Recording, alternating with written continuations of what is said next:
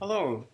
Today I'd like to talk about a paper that evaluated the efficacy of hydroxychloroquine in the treatment of COVID-19. You can see that on the screen here. It's called Outcomes of Hydroxychloroquine Usage in the United States Veterans Hospitalized with COVID-19. We're having a storm on right now, but let's continue.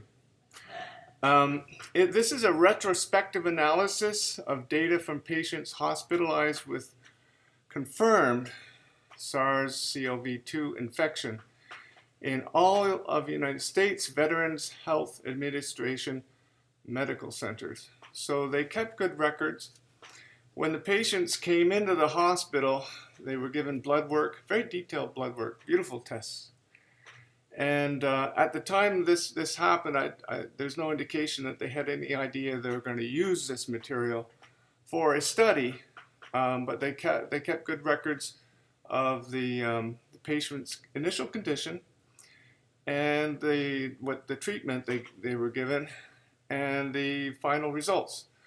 So what these researchers did, a very commendable effort, was to look at the database and see what information they could glean from the available information that they had obtained through actual treatment of COVID-19 patients.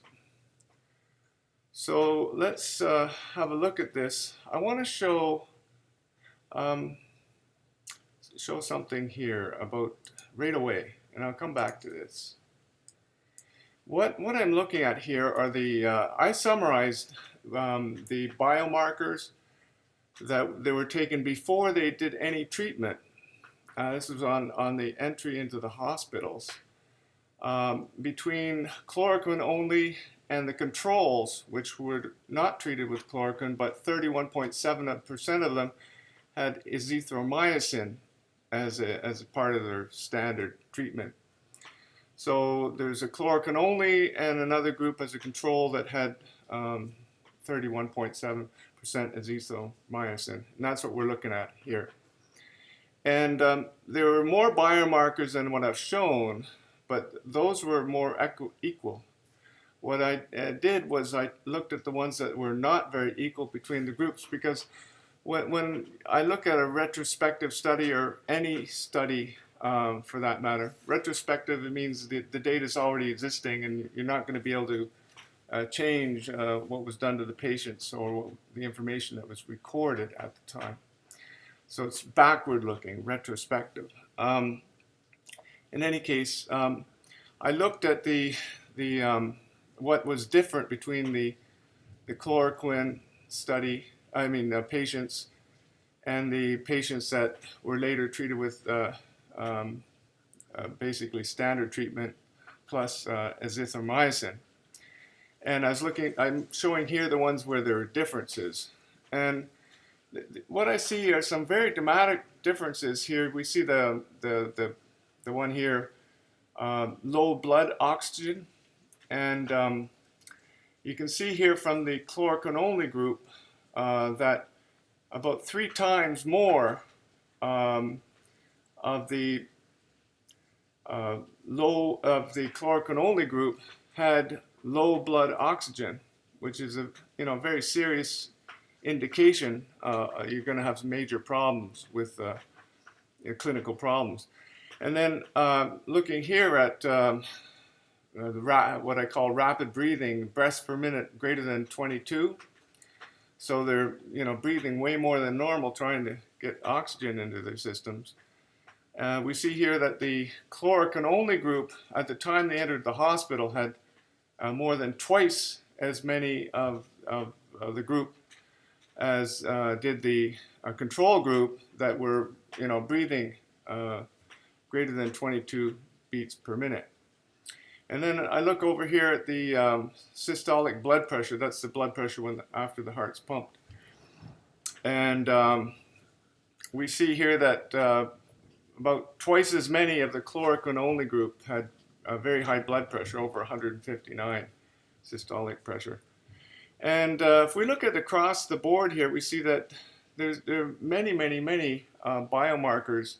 In fact, all the ones I've looked at here that where the chloroquine group condition is out of range of normal on the bad side, whether that's high or low, depending on what the biomarker is, but on the bad side, clinically. The chloroquine-only group is higher than the control group in almost every case of biomarker. So what I did was something a little unconventional here, I added up all of these just to give you an overall view. And what we see here is that just as a glance, when you add up all the percentages, which is not at 100% good practice, but it gives us an indication that the chloroquine group here visually, you can see that they're quite a bit sicker than the azithromycin group.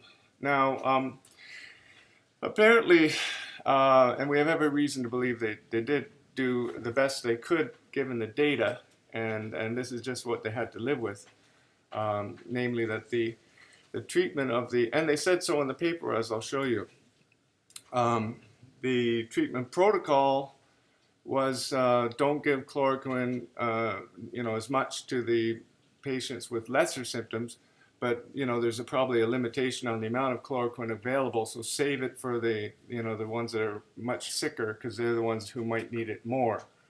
I'm not saying anywhere in this paper or in this discussion of the paper that chloroquine actually works. I'm waiting for the studies, the forward-looking clinical trials that are hopefully better balanced in this in order to be able to say anything about whether it works or not works.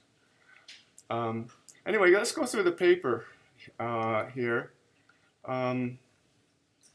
First of all, I pulled this up a little bit in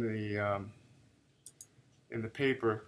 This work was supported by the National Institutes of Health grants and DuPont-Gary III professorship and the University of Virginia Strategic Investment Fund to JA. I just want to say there's no sign of overt sign of any kind of bias or vested interest, but the research were funded by the National Institutes of Health. Now, and the National Institutes of Health did not design the study or control the study, but there's always the possibility, and I just say possibility, that the researchers themselves, who might know what the biases would be existing at the NIH, they might be a little biased either consciously or subconsciously to provide results that they might know would be more acceptable to the NIH. I'm not saying they do or they don't, but it's just something to keep in mind. Let's continue on down here. It says, in conclusion, we found no evidence that use of hydroxychloroquine, either with or without azithromycin, reduced the risk of mechanical ventilation, and they found an association of increased overall mortality was identified in patients treated with the hydroxychloroquine alone. So even in the paper, they say they know that the hydroxychloroquine group was much sicker before taking the chloroquine than the control group. So we would expect that if they were treated with, they didn't have the chloroquine, we would expect that they would still have more deaths because they were much sicker beforehand. So that's one of the problems when you're having to deal with retrospective, backward-looking papers that were, jerry-rigged to use existing data that wasn't designed to be used as a study. Now, I want to say, as you might already know, we're in a sort of battlefield with this coronavirus, and we don't have the luxury of, and I mean the NIH or anybody else, we don't have the luxury to wait till we get the perfect situation, to get the gold-plated, double-blind, perfectly controlled standard at this time. So I don't want to be too hard on these guys. I think they're doing great research and doing the best they can given the circumstances. On the other hand, I've seen quite predictably what the media has been doing with this paper. They come out, they say, oh, there's more deaths with chloroquine than with the control, therefore chloroquine kills people. And they're doing the opposite. They're using this very preliminary, retrospective, somewhat confounded or quite confounded study where the chloroquine group was much sicker than the control. They're using that to put forward an agenda, which is to make the chloroquine look bad and maybe perhaps make Trump look bad. I'm not defending Trump or any sort of thing like that, but it does bother me when people use information incorrectly in order to basically not give the truth to the people of the United States. So that's one of the reasons I'm doing this. I want to just make sure people understand how to interpret this paper. So here it says, multiple prospective randomized trials of hydroxychloroquine are now underway and will, in due course, provide valuable information about safety and efficacy. Now, thank heavens, we're doing the proper studies with hydroxychloroquine, and I think they're doing it with hydroxychloroquine with zinc, and hydroxychloroquine with other medications, and they're also exploring other possible antivirals. So these are the sorts of studies that people like myself really want to protect and make sure that nobody circumvents them or cancels them because, oh, chloroquine's bad, we know that, let's just make sure that we have a monopoly for some other treatment, and that would be a bad thing. So but it's not a bad thing. Thank heavens we're getting these trials, and the paper even agrees with me on this one. So it says study design. This national retrospective cohort study. Now cohort just means group, but a particular kind of group. A group where they're selected all the people in the group according to the fact that they have at least one particular parameter. And in this case, that parameter is that they had patients with confirmed SARS CoV-2 infection at the onset before they were treated with anything. Using data from the Department of Veterans Affairs. Okay, study population. We developed a cohort comprising patients with laboratory confirmed CO2 infection. Again, that's going back to the use of the word cohort, a group that has at least one parameter shared among everybody in the group. Continuing on here. At the baseline date of admission for each patient, we extracted demographic, comorbidity information, clinical vital signs, and pharmacy data, including information associated with increased severity of COVID-19. That's at the beginning when they entered the hospital and before they were even treated. Yeah. Okay, now, we understand that the people who working on this study were making the use of what they call the best information available, which was not the best information. Namely, they had one group, the chloroquine group, that was very much sicker than the control group. So that's not an ideal situation under any circumstances. But if it's the best information you have at the time, well, I applaud them for analyzing it, but it's not going to be easy. So here's something we see here talking about just what they did. Now I want to just go through and look at the number of times they've had to say estimated. Now when you do a study, you don't want to estimate too many things, because if you get too many estimations there, why don't you just estimate the whole thing and don't do the study in the first place?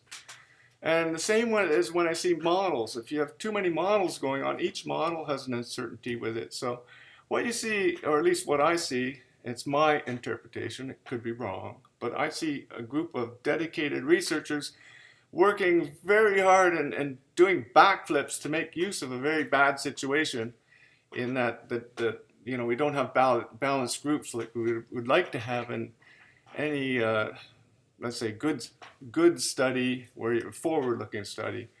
So they're doing the best they can here, but we have, let's see, count it, 1 and then 2 models. So 1 estimated, 2 models, then another estimated, another assumption with an estimated. So what's that? 1, 2, 3 estimations. And then we got things where they created something. So that's another model.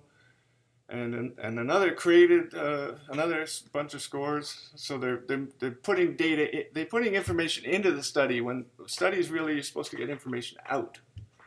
So both propensity scores were estimated. So now we're on to 4 estimations, and entered into outcome models. I'm losing track of the number of models.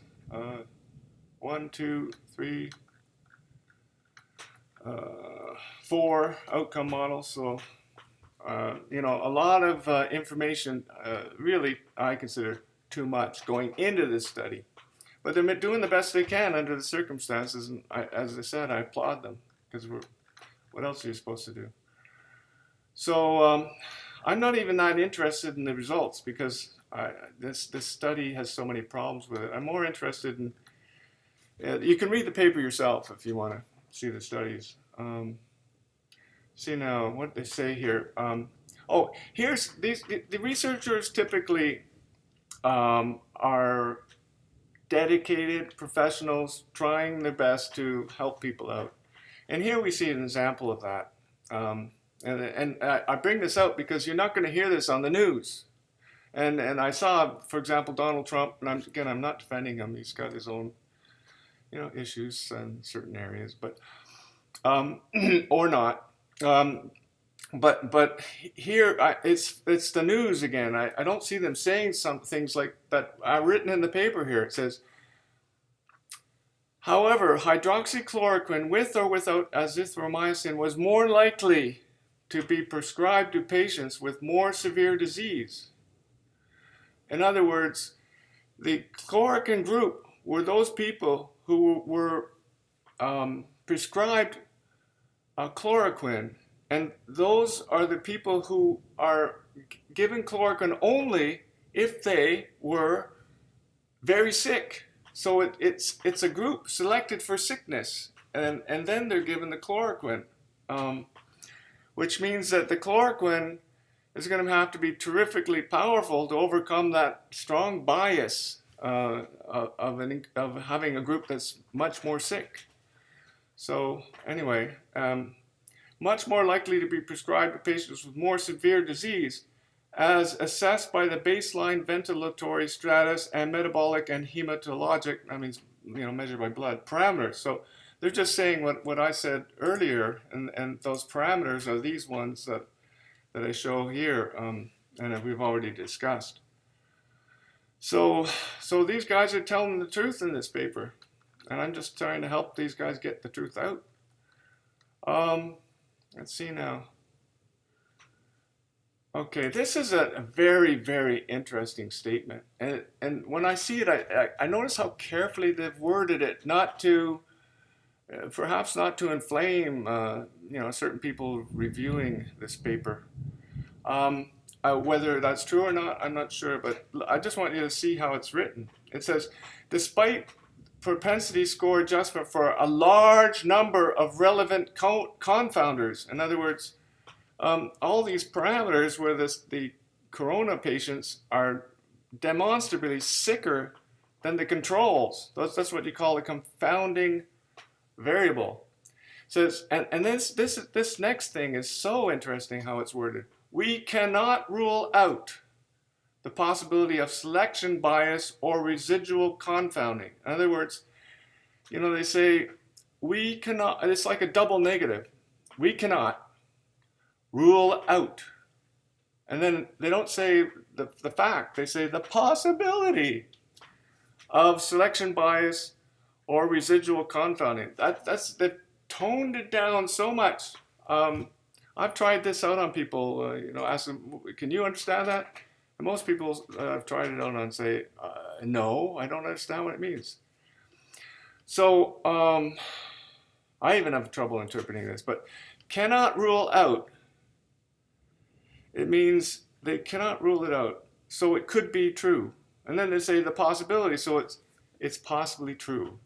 Of a selection bias or residual confounding. So in other words, it's possibly true that this paper is really still, even though it was much more messed up, we're not sure we got all the problems out of this paper. That's kind of how you say it in lay terms, or how I say it. So let me put it in a situation to you. Let's say you were a test pilot and they designed a new airplane and you want to see how it's, the plan is for you to fly it this afternoon. So you go to talk to the engineers working on the plane and you say, how is this plane coming along? Because I'm going to be flying it this afternoon. And the engineer says, oh, we've had such a terrible time. This plane was really messed up this morning. It had so many mechanical problems with the fuel lines, and we had a fire in the back end. And, the computers were going crazy, so many bugs. But we cannot rule out the possibility that there's still some kind of problems in it. But we think, we can't rule it out. But, how are you going to feel about getting in that plane and taking it for a test drive that afternoon? I'll tell you how I feel. I would want to wait till they get every last problem for sure out of that plane before I got in it. Anyway, I'm just trying to explain how to interpret that. See, I already said the acknowledgements. And let's see now. We're pretty much done here, I think. So I just wanted to bring out something that you won't see on the media, and that these poor people were working with a retrospective study with existing data, and it was the best data they had to work with at the time. However, the data had a group, the chloroquine group, that was much sicker than the control group, and people are not making that information available, and I just need to get that out. Thank you very much.